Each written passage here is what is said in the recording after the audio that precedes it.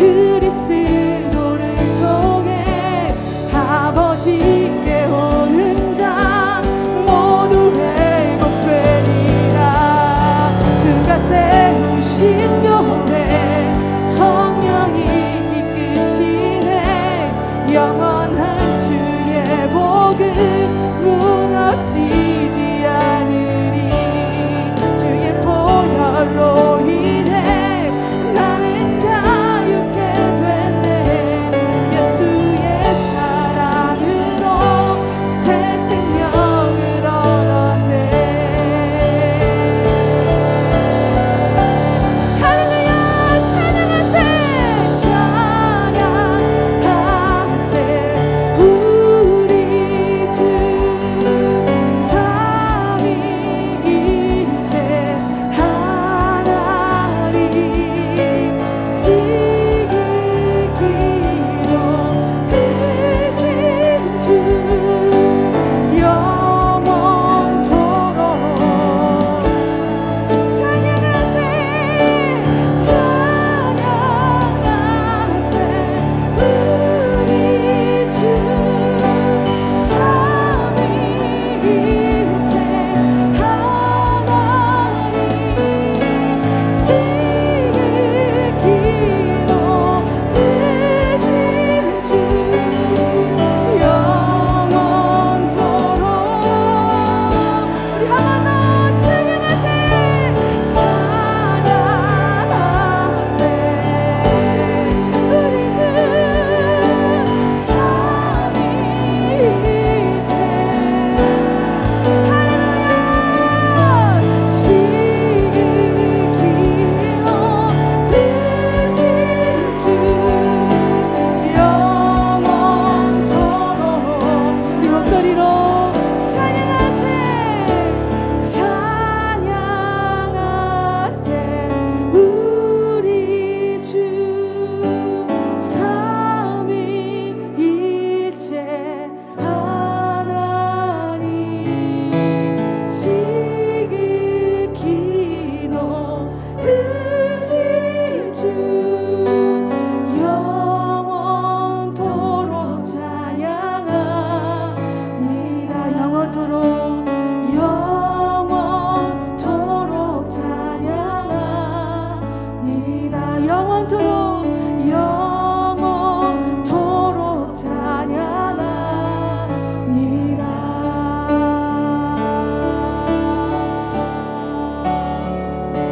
우리 부활하시고 우리에게 생명 주신 영원하신 주님을 찬양합니다. 우리 부활하신 어린 양께 가장 큰 박수로 함께 영광 드리겠습니다. 할렐루야.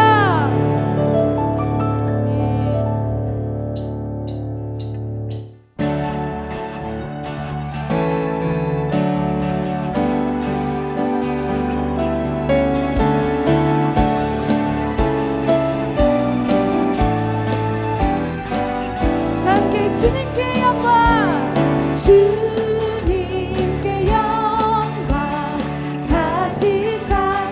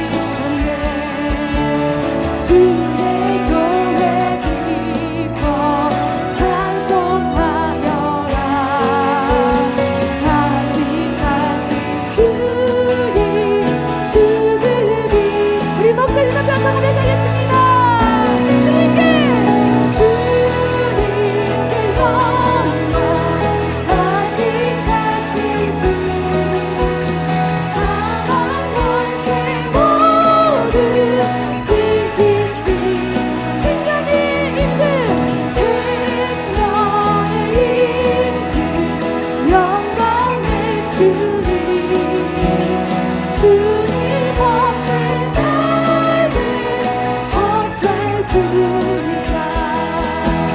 주의 사랑으로 세상 이기고 요단 건너보냐 가게 하소서. 주님의 영광 다시 사신 주 사망 권세 모두 이기신 주님께 영광. 주님께 영광 다시 사신 주 사망 권세 모두 우리 한 번 더 선포합니다. 주님께 영광 다시 사신 주 사망 권세 모두 이기신 영광. 할렐루야. 주님의 영광을 찬송하며 선포합니다. 주님께 영광 다시 사신 주 사망 권세 모두 이기신 우리 어린 양 예수께 주님께 영광. 주님께 모든 영광 다시 사신 주 사망 권세 모두 이기신 영네.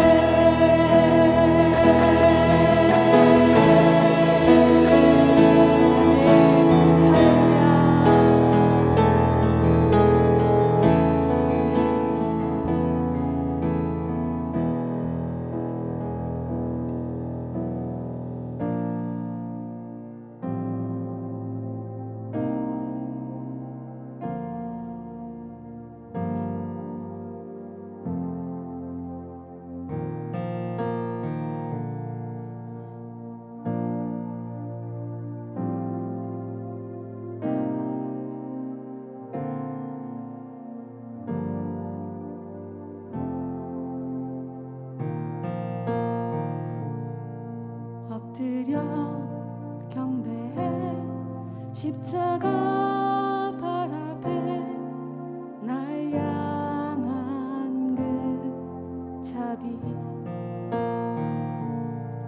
이제는 더 이상 정죄함 없으리. 날 덮는 그 보혈. 엎드려 경배해 엎드려 경배해 십자가 발 앞에 날 향한 그 자비. 이제는 더 이상 정죄함 없으리. 날 덮는 그 보혈. 주의 자비 바다처럼 깊어. 찬양해 할렐루야. 영원 영원토록. 떡과 잔 들고서 우리 다 기억해 주님의 사랑을. 우리의 허물을 대신해 달리신 주님의 십자가. 떡과 잔 들고서 떡과 잔 들고서 알고서 우리 다 기억해 주님의 사랑을. 우리의 허물을 대신해 달리신 주님의 십자가. 주의 잔이 바다처럼 깊어 찬양해 할렐루야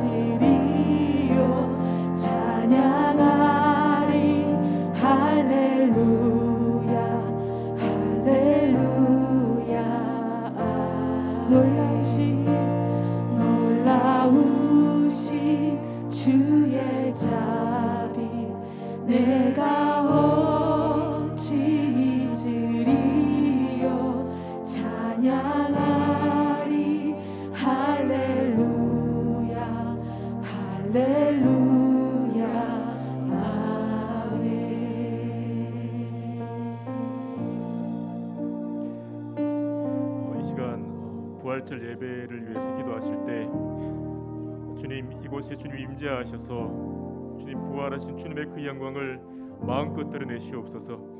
부활하신 주님의 영광 앞에 하나님 이 예배가 하나님 다스려지게 하시며 이 예배에 나온 모든 심령들이 다시 한번 주님의 그 부활의 영광을 찬양하는 그런 예배 되게 하여 주시옵소서.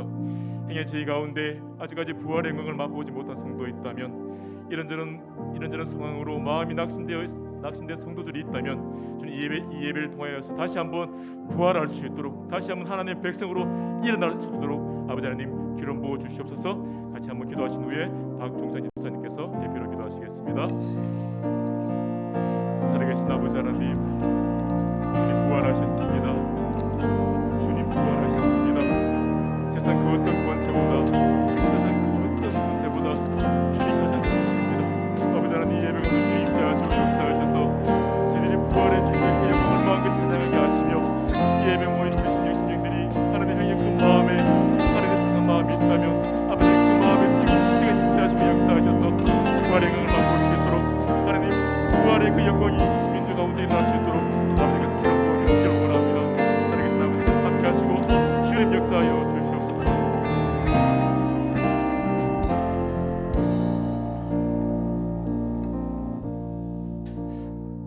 하나님 아버지, 한량없는 하나님의 은혜 감사드립니다. 고난주간을 보내고 오늘 부활절을 맞이하며 주님의 말씀을 기억해 봅니다. 너희 몸은 너희가 하나님께로부터 받은 바 너희 가운데 계신 성령의 전인 줄을 알지 못하느냐.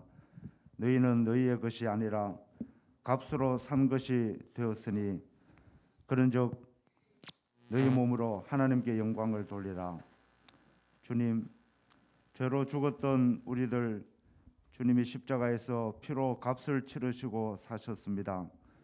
이제 우리 자신은 우리의 것이 아니라 주님의 것임을 고백합니다.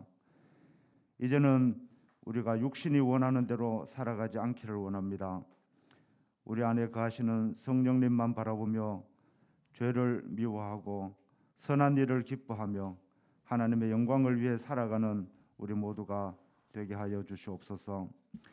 비록 우리가 연약하여 넘어지더라도 안타까워하며 힘주시는 주님 손 붙들고 다시 일어나게 하시고 주님이 원하시는 모습으로 살아가기를 몸부림치는 저희들 되게 하여 주시옵소서. 이 시간에도 열악한 타국 땅에서 복음을 전하시는 선교사님들 기억하여 주옵소서. 특별히 이슬람은 현재 4월 한 달간 라마단 기간으로 거짓 신을 섬기며 금식하며 기도하는 안타까운 모습을 봅니다. 진리에 목말라 하는 영혼들에게 참 빛이 되어 주신 주님이 찾아가 주시고 만나 주시옵소서. 열방의 모든 선교사님들 사역 가운데 은혜와 지혜를 더하셔서 모든 민족이 주님께로 돌아오는 역사를 속히 보게 하여 주시옵소서. 하나님 아버지, 코로나로 인하여 격리 중인 담임 목사님과 여러 성도님들 있습니다. 그리고 육신의 질병으로 힘들어하는 성도님들 기억하여 주시옵소서. 격리의 시간, 아픔의 시간들이 오히려 유익하고 은혜의 시간들로 채워주시기를 간절히 소망합니다. 이 시간 말씀의 자리에 세워주신 허문양 목사님 생각과 입술을 붙들어 주셔서 진리의 말씀이 담대히 선포되어지게 하시고 우리 모두가 받은 말씀 마음판에 새기며 세상 가운데서 구별된 삶을 살아내는 온 성도들 되게 하여 주시옵소서. 부활의 주님을 노래하는 하늘 소리 찬양대의 찬양을 받아주시고 우리 모두가 부활의 증인들로 살아가게 하옵소서. 십자가에서 다 이루셨다고 선포해 주시고 부활하심으로 우리의 영원한 소망이 되시는 예수님의 이름으로 기도드립니다. 아멘.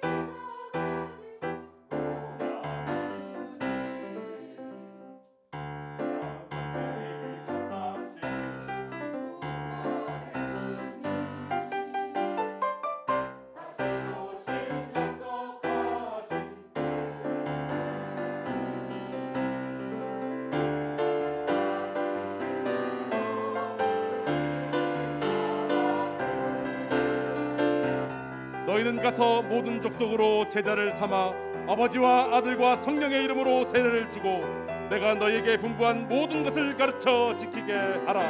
오직 성령이 너희에게 임하시면 너희가 권능을 받고 예루살렘과 온 유대와 사마리아 땅끝까지 이르러 내 증인이 되리라. 볼지어다 내가 세상 끝날까지 너희와 항상 함께 있으리라.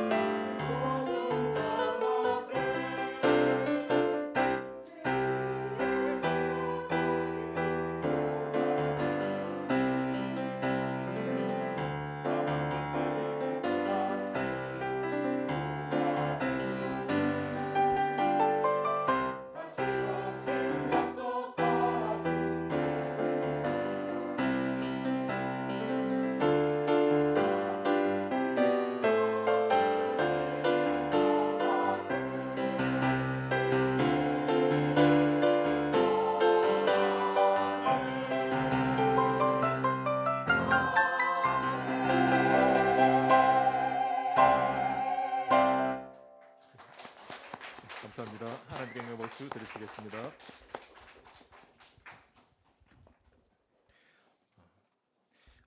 교회 소식입니다.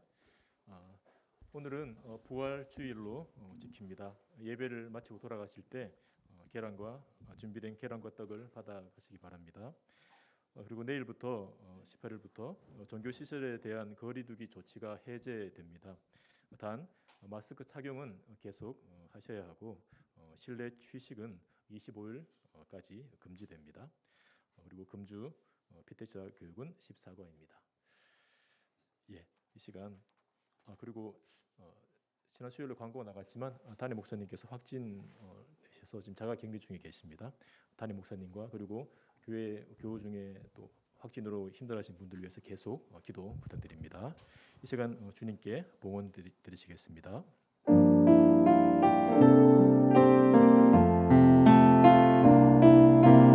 나의 생명을 드리니 주 영광 위하여 사용하옵소서. 내가 사는 날 동안에 주를 찬양하며 기쁨의 제물 되리. 나를 받아주소서.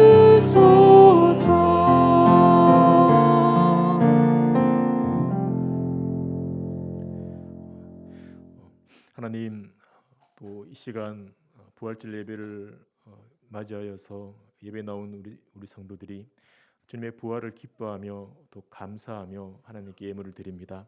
하나님, 이 드리는 예물이 하나님 기뻐하시는 곳, 하나님의 나라가 더 넓어지는 곳에 귀하게 사용되게 하여 주시옵소서.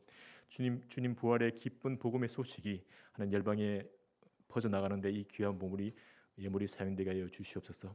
드린 손길들마다 주님 축복하셔서 매일의 삶 가운데 사망의 권세가 아니라 주님의 부활의 능력으로 삶을 살아갈 수 있도록 주님 기름 부어 주시옵소서. 감사드리며 예수님 이름으로 기도드립니다.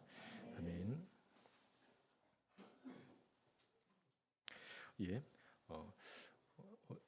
함께 해주신 말씀 읽겠습니다. 오늘 말씀은 누가복음 24장 13절부터 16절까지입니다. 누가복음 24장 13절부터 16절까지 한 절씩 교독하시겠습니다. 그날에 그들 중 둘이 예루살렘에서 25里되는 엠마오라 하는 마을로 가면서 그들이 서로 이야기하며 문의할 때에 예수께서 가까이 이르러 그들과 동행하시나 그들의 눈이 가려서 그인 줄 알아보지 못하거늘. 아멘. 이 시간 서로 좌우를 바라보시면서 이렇게 인사 한번 했으면 좋겠습니다. 주님 부활하셨습니다. 다시 한번 인사하실 때 우리도 주 안에서 부활할 겁니다. 아멘. 예수님을 믿지 않는 세상 사람들은 교회에 대해 좋게 보는 부분도 있지만 도저히 이해가 안 된다고 하면서 비웃는 그런 부분도 있습니다.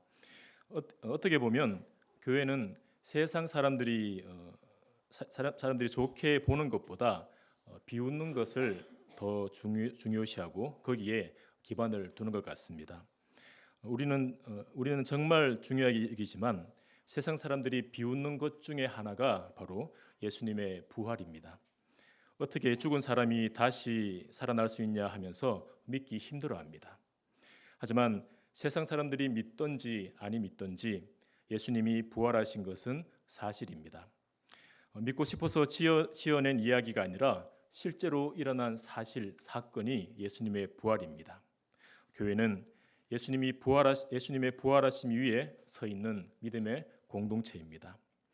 오늘은 예수님의 부활하심이 성도들에게 어떤 의미가 있는지 살펴보고 예수님의 부활하심이 그저 알고 있는 사실에 그치지 않고 어떻게 내 삶을 움직이는 능력이 되는지 함께 살펴보겠습니다.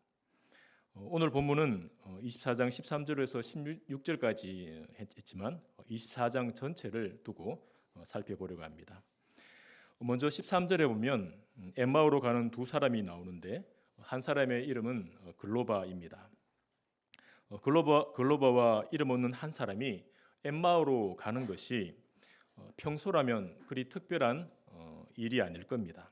모르긴 몰라도 이 두 사람은 엠마오라는 마을에 몇 번을 갔을 수도 있습니다. 그런데 이 두 사람의 엠마오 행이 성경에 기록될 만큼 특별한 일이 되는 것은 그들이 엠마오로 가는 그 시간과 출발한 장소 때문입니다. 13절을 제가 읽겠습니다. 그날에 그들 중 둘이 예루살렘에서 25里되는 엠마오라 하는 마을로 가면서 엠마오로 가는 두 사람을 그들 중 둘이라고 했는데 글로버와 다른 한 사람은 12제자와 함께 예수님을 따랐던 제자로 보입니다. 이 두 사람은 그날에 다른 곳이 아닌 예루살렘에서 출발해 엠마오로 간다고 했습니다. 그날 예루살렘에 무슨 일이 있었기에 두 사람의 엠마오 행이 성경에 기록되었을까요?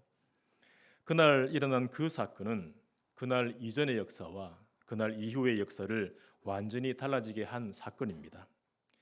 예루살렘에서 일어난 그 사건은 예루살렘 성이라는 성을 이전과는 완전히 다른 의미를 가지게 한 성으로 만든 그런 사건입니다. 그날 예루살렘에서 일어난 사건은 무엇입니까? 여러분을 이곳에 모이게 한 바로 그 이유입니다. 예수님의 부활하심입니다. 예수님은 십자가에 못 박혀 죽으신 지 사흘 만에 죄와 사망의 권세를 깨뜨리시고 무덤에서 부활하셨습니다. 예수님은 다른 날이 아닌 그날 안식 후 첫날 새벽에 부활하셨고 다른 장소가 아닌 예루살렘에서 부활하셨습니다. 이스라엘 백성들에게 안식 후 첫날 새벽은 안식일을 지키기 시작한 이래 수백 년, 수천 년 동안 계속 있어왔던 평범한 날들 가운데 하루였습니다. 그리고 예루살렘은 오랫동안 다윗의 성이라고 불리워지며 계속 있어온 익숙한 성입니다.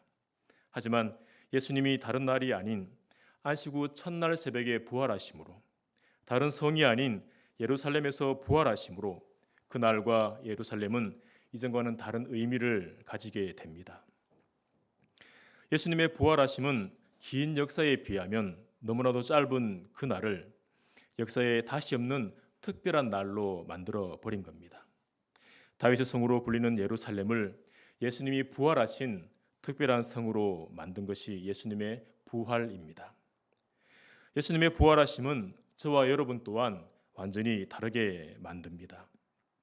우리가 부활하신 예수님을 믿을 때 우리는 이전과는 완전히 다른 존재가 됩니다.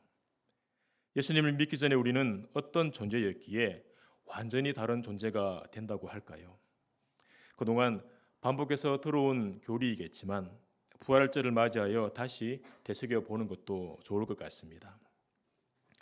예수님을 믿기 전 우리는 죄인이었습니다. 우리는 이 땅에 태어날 때 죄인으로 태어납니다. 이 세상에 태어난 어떤 사람도 죄 없이 태어나지 않습니다. 왜 그렇습니까?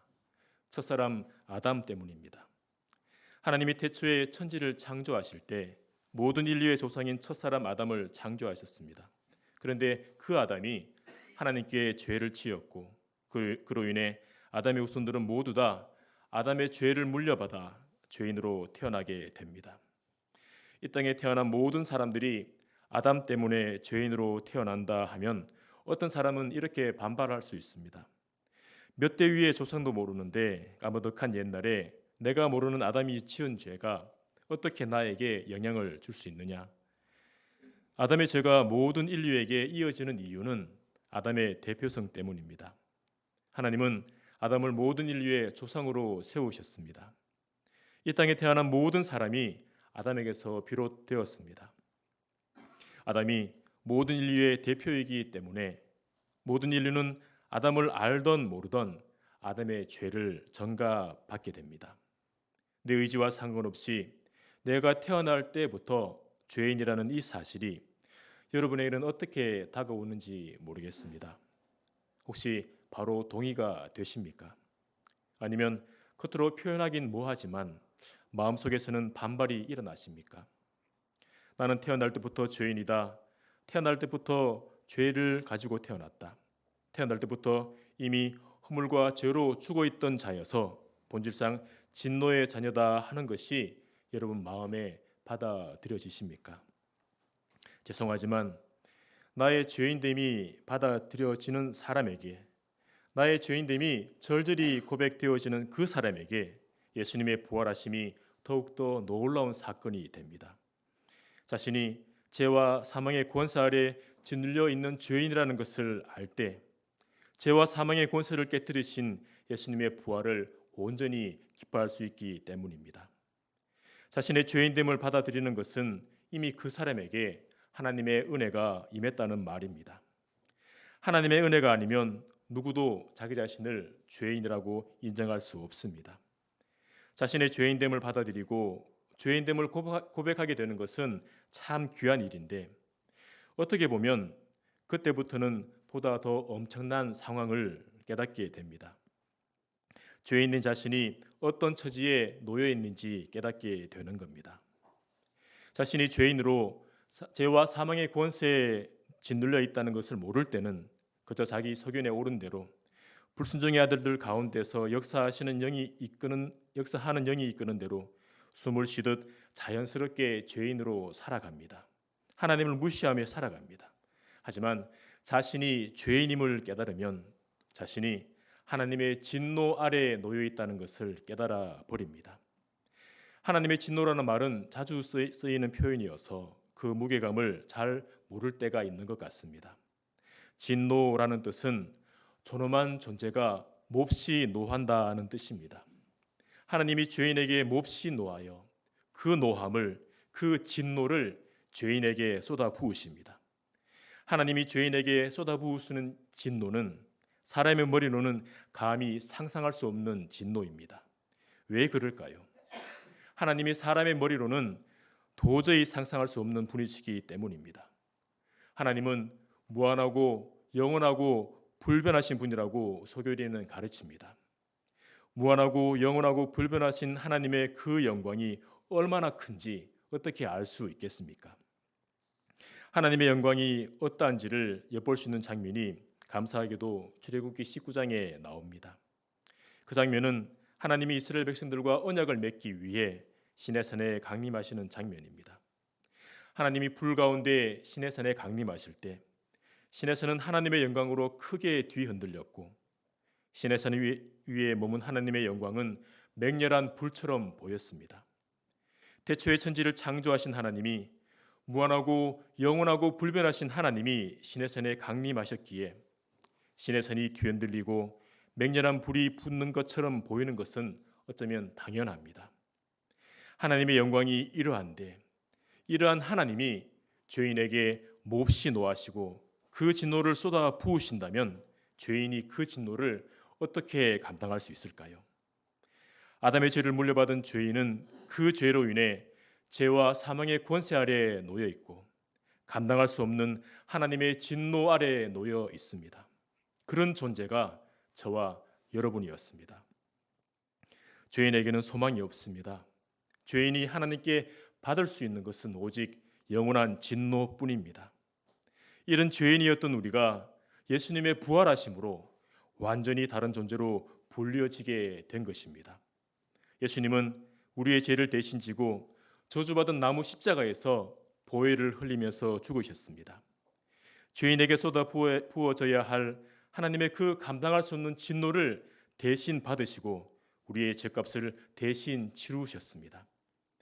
예수님이 죄인을 대신해서 죽으심으로 죄인은 죄에서 자유를 누리게 됩니다. 죄를 벗고 예수 그리스도의 의를 덧입게 됩니다. 죄인이 죄에서 자유케 되었다. 의라고는 찾아볼 수 없던 죄인이 의롭게 되었다는 그 선포가 예수님의 부활하심에 담겨 있는 것입니다.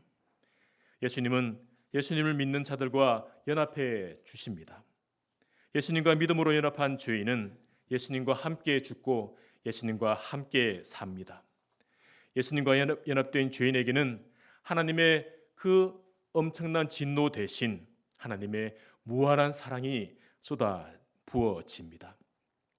예수님이 십자가에 달려 돌아가시고 3일 만에 부활하심으로 인해 죄인은 자신의 의인됨을 확신할 수 있고 하나님 앞에 의인으로 하나님의 자녀로 담대하게 나갈 수 있는 것입니다. 저와 여러분에게 이런 은혜가 임해 있다는 것을 늘 기억하시길 바랍니다. 엠마오로 가는 두 제자는 예수님의 부활하셨다는 소문을 들었으면서도 그것이 어떤 의미인지 알지도 못하고 믿지도 못합니다. 그리고 낙심된 마음으로 있었던 모든 일에 대해 서로 이야기하면서 엠마오로 갑니다. 그런 그들에게 부활하신 예수님이 직접 나타나시는데 그들의 반응이 참 이해하기 어렵습니다. 15절과 16절을 같이 읽어보겠습니다. 시작. 그들이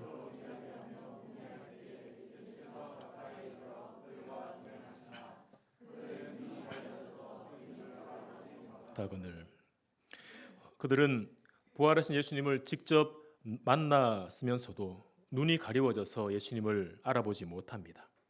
예수님은 그런 그들에게 그들이 낙심하며 나누었던 일, 예루살렘에서 있었던 일들의 의미를 말씀하시는데요. 27절 말씀처럼 모세와 모든 선지자의 글로 시작하여 모든 성경에 쓴 바 자기에 관한 것을 자세히 설명하십니다. 예수님이 말씀을 풀어 설명하실 때 두 사람의 마음은 뜨거워졌고 결국에는 눈이 밝아져서 예수님을 알아보게 됩니다. 이후 그 두 사람은 떠나온 예루살렘으로 되돌아가서 11 제자와 함께 한 다른 사람들에게 있었던 일을 나눕니다. 그런데 그때 예수님이 그 자리에도 나타나셔서 제자들을 만나 주시고 또 성경을 들어 예수님의 십자가와 부활의 의미를 다시 말씀하십니다.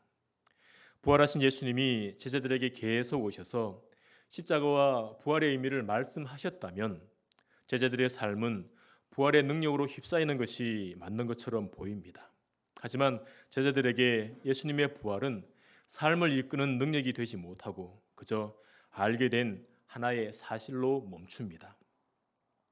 제자들에게 예수님의 부활이 하나의 사실에 멈춘 것은 요한복음 21장에 나오는 장면을 통해서도 추측해 볼 수 있습니다. 요한복음 21장에 보면 제자들은 부활하신 예수님을 만난 뒤에 갈릴리로 떠나옵니다. 베드로는 나는 물고기 잡으러 간다 하면서 다른 제자 몇 사람과 함께 갈릴리로 와서 그물을 내립니다. 예수님이 제자들에게 바라시는 것은 그들이 삶의 일상으로 되돌아가는 것이 아니라 부활의 증인이 되는 것입니다. 제자들은 부활하신 예수님을 만났으면서도 다시 일상으로 되돌아갑니다. 반복되는 일상이 의미가 없다는 말이 아닙니다. 예수님의 부활하심이 제자들의 삶을 이끄는 능력이 되지 않는 것을 말하는 겁니다. 저와 여러분도 어떤 부분에서 일상으로 되돌아간 제자들을 닮은 것 같습니다. 성도로서 우리는 예수님의 부활을 믿고 있습니다. 그런데 그럼에도 불구하고 삶 가운데 예수님의 부활하심에 대해 무덤덤할 때가 있는 것 같습니다. 예수님의 부활하심이 그저 내가 아는 사실 가운데 하나가 되어 있는 것 같습니다. 성도가 주일에 모여 예배하는 이유는 예수님의 부활하신 주일을 기념하기 위함입니다. 예수님의 부활하심으로 교회가 시작되었고 성도에게 말할 수 없는 은혜가 되지만 성도들이 예수님의 부활하심에 무덤덤해질 수 있습니다. 여러분은 어떠신가요? 예수님의 부활하심이 여러분의 삶을 이끌고 계십니까? 예수님의 부활하심이 여러분 삶의 능력이 되고 있습니까? 그런 은혜를 누리고 있는 분도 계시겠지만 예수님의 부활하심이 그저 하나의 사실에 멈추어서 무덤덤해진 분들도 계실 수 있습니다. 예수님의 부활하심에 무덤덤해져서 예수님의 부활하심을 즐거워하며 힘있게 살고 있지 못한다면 어떻게 해야 할까요?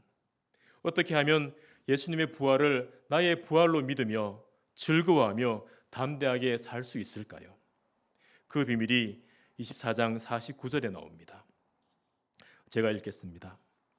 볼지어다 내가 내 아버지께서 약속하신 것을 너희에게 보내리니 너희는 위로부터 능력으로 입혀질 때까지 이 성에 머물라 하시니라.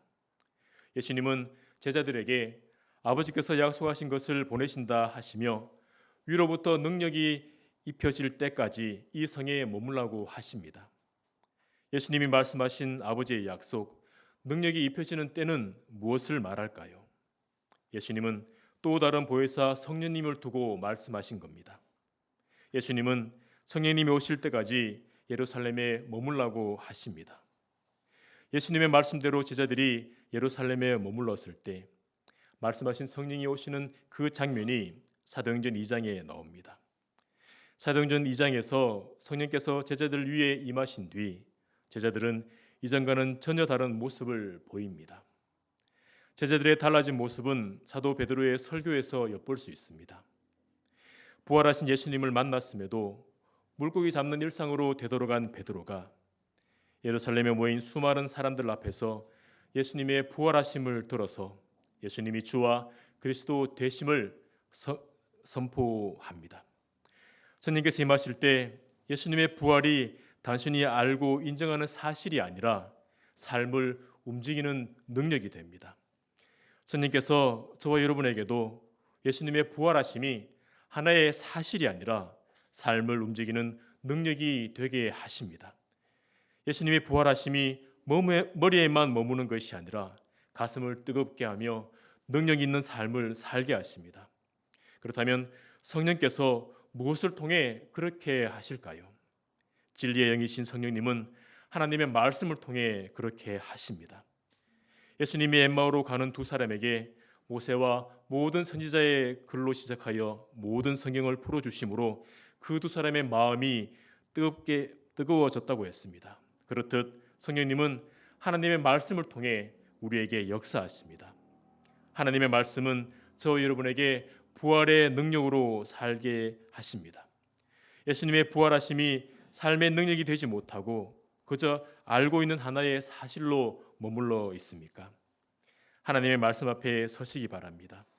주 예수님께서 말씀을 통해 역사하시도록 말씀 앞에 부지런히 서시기 바랍니다. 예수님의 부활하심은 저와 여러분의 삶을 능력 있게 합니다. 삶의 여러 어려움들이 예수님의 부활하심 앞에서 힘을 잃습니다. 비록 괴롭고 힘든 상황을 만날 수 있지만 그 상황 속에서도 소망을 품게 하시는 능력이 예수님의 부활하심에서 나옵니다. 예수님의 부활하심이 그저 하나의 사실로만 여러분 안에 머물러 있는 것이 아니라 여러분의 삶을 강력하게 이끄는 능력이 되기를 소망합니다. 주의 성령께서 그 일을 하실 것입니다. 성령께서 말씀을 통해 부활의 능력을 다시 새롭게 하실 겁니다. 성령께서 깨닫게 하시는 주의 말씀을 통해 부활의 능력을 맛보며 그 능력으로 살아가시기를 소망합니다.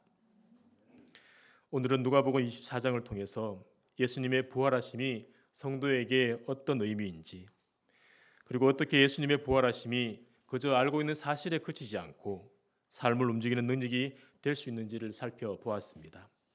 예수님은 부활하심으로 십자가 죽음이 죄인을 위한 대속의 죽음이심을 선포하셨고, 성도가 하나님 앞에서 더 이상 죄인이 아니라 의인이 되었음을 선포하셨습니다.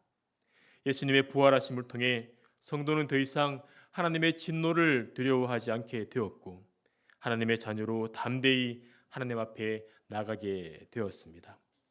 이런 놀라운 예수님의 부활하심이지만 때때로 예수님의 부활하심을 대할 때 마음이 식어서 무덤덤해질 때가 있습니다. 그 식은 마음을 일으켜 다시 부활의 능력으로 살게 하시는 분은 성령이십니다. 성령께서 말씀을 통해 그렇게 하십니다. 성도는 날마다 부활의 능력으로 살아가야 합니다. 날마다 예수 그리스도의 부활하심을 묵상하며 부활의 능력으로 담대하게 살아가시는 저와 여러분이 되기를 소망합니다. 이 시간 우리 찬송가 161장 드리시겠습니다.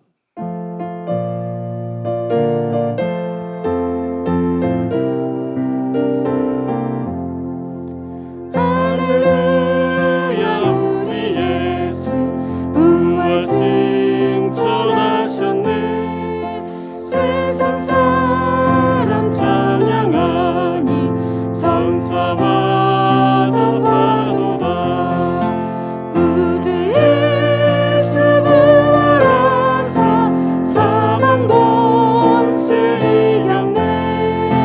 구주 예수 부활하사 사망 권세 이겼네. 할렐루야 우리 예수 왕의 왕이 되시고 우리 길을 중보되심 성령 증거하시네. 구주 예수 부활하사 처음 열매 되셨네. 구주 예수 부활하사 처음 열매 되셨네. 할렐루야 우리 예수 흠과 티가 없도다.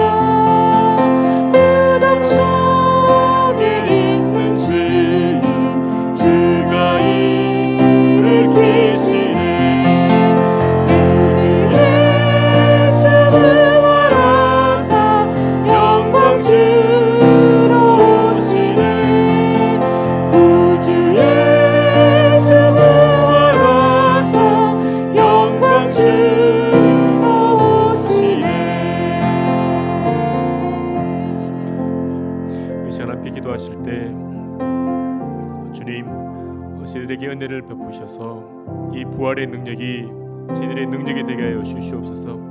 예수님의 부활이 나의 부활 되게 하셔서 제가 더 이상 죄와 사망의 권세를 잊지 않고 생명의 성령의 법 아래 있으며 하나님 앞에 자녀로서 담대히 나갈 수 있다는 것을 주님 그것을 기억하며 담대히 아버지 앞에 나갈 수 있도록 주님 은혜 허락하여 주시옵소서. 저희들이 더 이상 영원히 주 앞에 죄로 인해서 두려워하지 않게 되었다는 것을 주님 이 부활을 증표로 알게 하여 주시옵소서. 그렇게 기도하시고요. 행여 아직까지 부활이 그저 하나의 사실로만 내 안에 머물러 있다면 주님 역사하셔서 이 부활이 저의 머리에서 제 가슴으로 들어오게 하여 주시옵소서. 제 가슴이 주의 말씀으로 뜨거웠던 것처럼 아버지의 말씀을 통하여서 주의 그 부활하심이 나의 부활로 제 가슴을 뜨겁게 달구며 제 영혼을 달구며 제 삶이 능력 있는 삶을 될 수 있도록 주님께서 역사하여 주시옵소서. 같이 한번 기도하시겠습니다. 살아계신 아버지 하나님, 주님의 그 부활하심이 저의 부활입니다. 더 이상 죄와 사망의 권세에 있지 않습니다. 이제는 생명의 성령의 법 아래 있으며 더 이상 죄로 인해서 두려워하지 않고 하나님의 그 진노를 두려워하지 않고 담대히 아버지 앞에 나아갈 수 있습니다.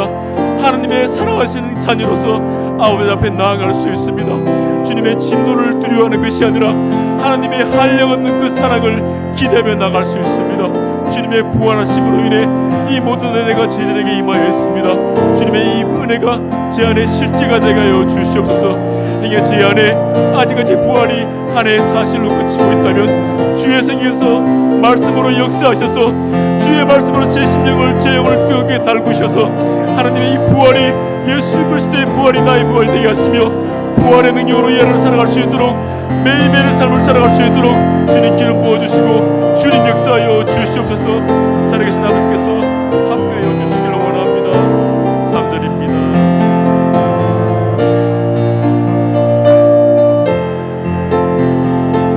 같이 한번 3절 찬양하시겠습니다. 할렐루야. 할렐루야. 우리 예수 그와 티가 없도다. 무덤 속에 있는 죄인 주가 일으키시네. 주 예수 부활하사 영광 주러 오시네. 구주 예수 부활하사 영광 주 구주 예수 부활하사 구주 예수 부활하사 사망 권세 이겼네. 사망 권세 이겼네. 구주 예수 부활하사 사망 권세 이겼네.